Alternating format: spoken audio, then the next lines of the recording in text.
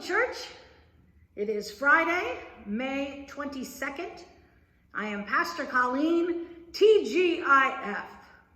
So, today I want to share an old story with you. It is written by the author Jack Reamer.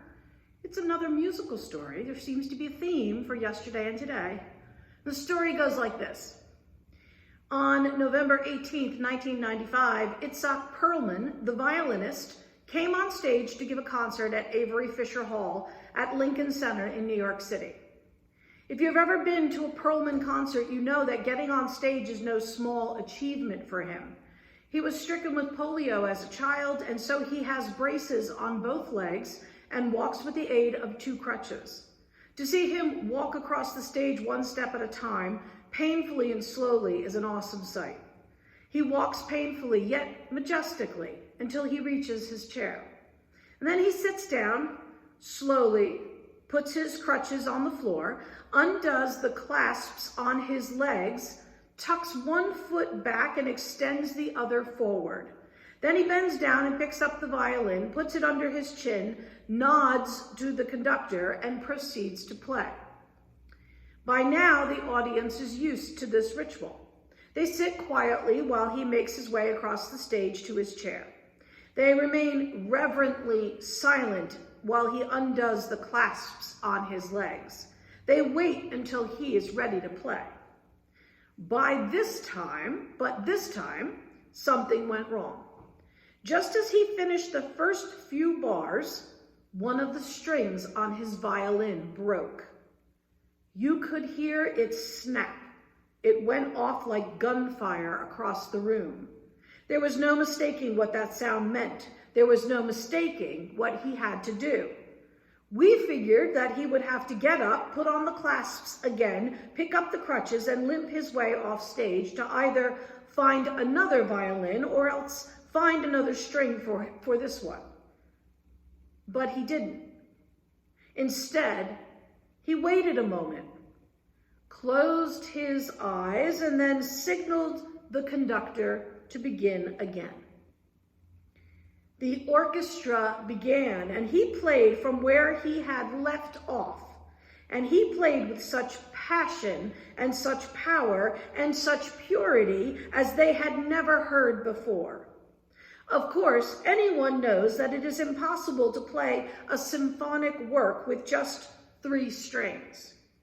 I know that, and you know that, but that night, Itzhak Perlman refused to know that. You could see him modulating, changing, recomposing the piece in his head. At one point, it sounded like he was detuning the strings to get new sounds from them that they had never heard before. When he finished, there was an awesome silence in the room.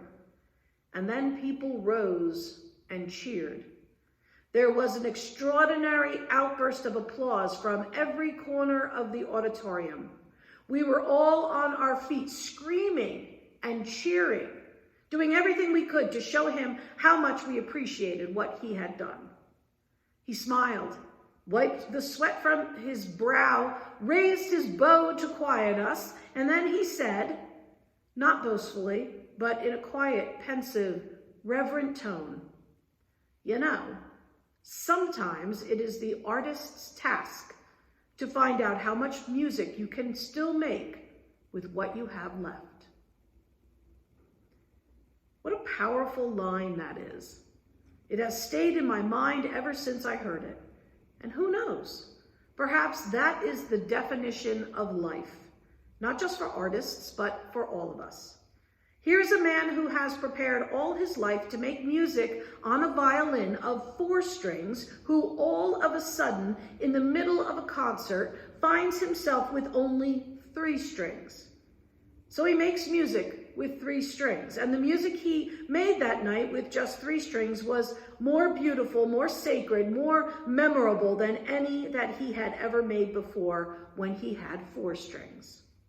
So perhaps our task in this shaky, fast-changing, bewildering world in which we live is to make music, at first with all that we have, and then, when that is no longer possible, to make music with what we have left.